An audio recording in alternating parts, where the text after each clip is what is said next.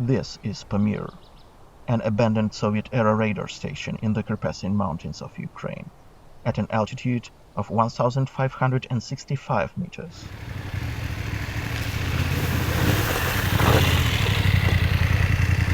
Traveler and reporter Neale Bayly and photographer Yuriy Dankevych tackled 15 kilometers of challenging mountain road to see this Cold War-era installation. Growing up as kids with the Cold War, we always had the nuclear threat and, spies and Reds under the bed, and it was very much my generation.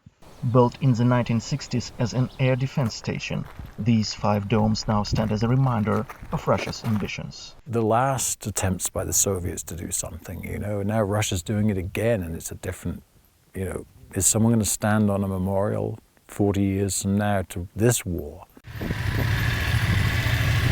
Bayly and Ridley have ridden more than 7,000 kilometers in Ukraine.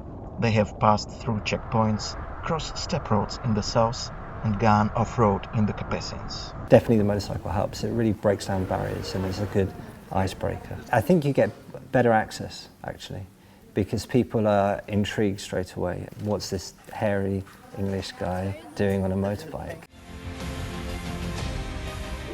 To better understand this... Bayly lives in the US and works closely with the Barber Motorsports Museum in Birmingham, Alabama.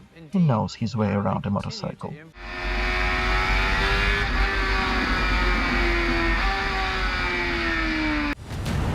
I'm Neale Bayly, motorcycle journalist and philanthropic adventure traveler. Bayly has been traveling the world on motorcycles for over 20 years, raising funds for charity through his non-profit Wellspring International Outreach Foundation. Ukraine is the 56th country he visited on his bike. These experiences have allowed us to see something completely different. I wasn't watching this on social media and the news before I came. In over 4 weeks, the 2 men talked to miners and fishermen.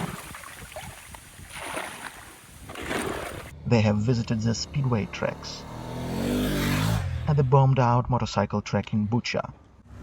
They have met farmers near Odessa and soldiers undergoing rehabilitation near Lviv. They talked with children who found refuge in a monastery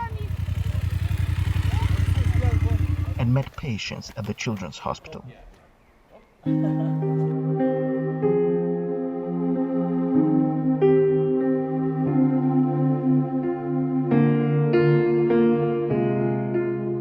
Ukraine's quite a special place, I think, and the people really shine through. Vinnytsia was the toughest stop on their trip.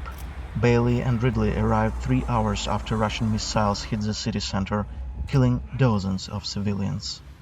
And you just think, these poor people had no chance. It's just like we're standing here right now. That's what it is.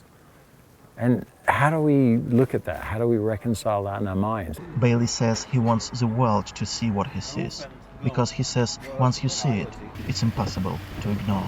Omelyan Oshchudlyak for VOA News, Ukraine.